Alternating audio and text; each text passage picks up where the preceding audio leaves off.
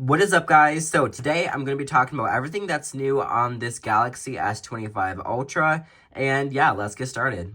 First is the design. So the design has gotten some curved corners, which I really like, and more of a boxy or like frames, so the flat frames, which I'm a big fan of. A lot of people say it's uncomfortable, but that's only if you don't really like kind of boxy or frames. Like, one second.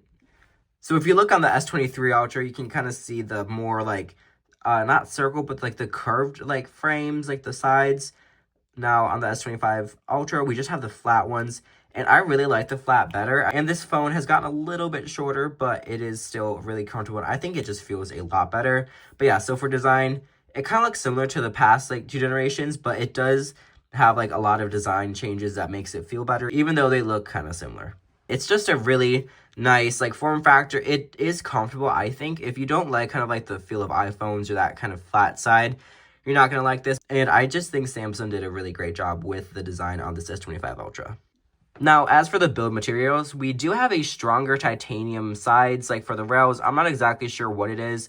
I don't really know if anyone quite knows, but I'll look around, and if they do, then I'll put it on screen. And for the glass, we're using the second generation of the Corning Gorilla Glass Corning Gorilla Glass Armor, and it's supposed to be more drop resistant, which it seems like it is.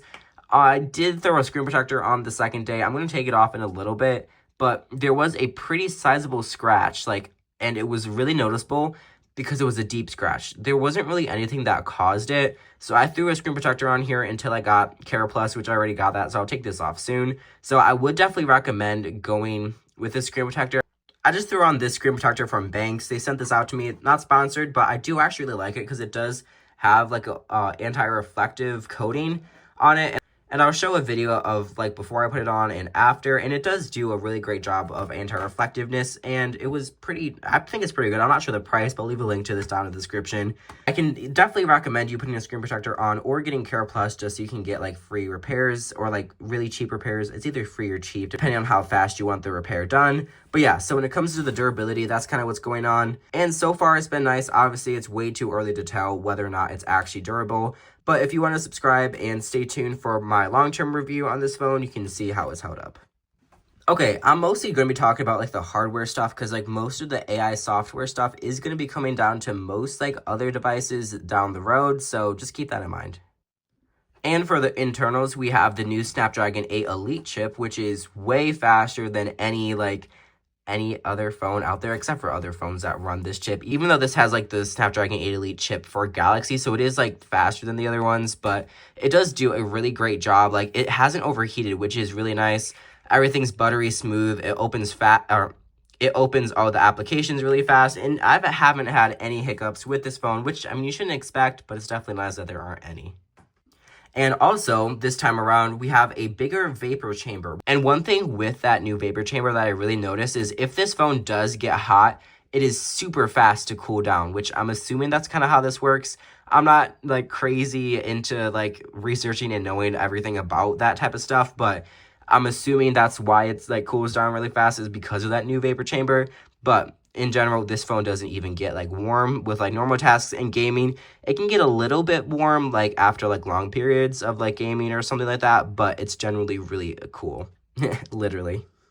Now, for the camera stuff, at least what's new, we now have a 50 megapixel ultra wide, which is definitely needed and definitely nice. And I can definitely tell by the few like ultra wide pictures that I've taken, and just so you guys know, I will have like a more in-depth like camera review coming later. The new 50 megapixel ultra wide does improve the camera quality and the shutter lag too. Not only does it improve the ultra wide, but it also improves macro lens.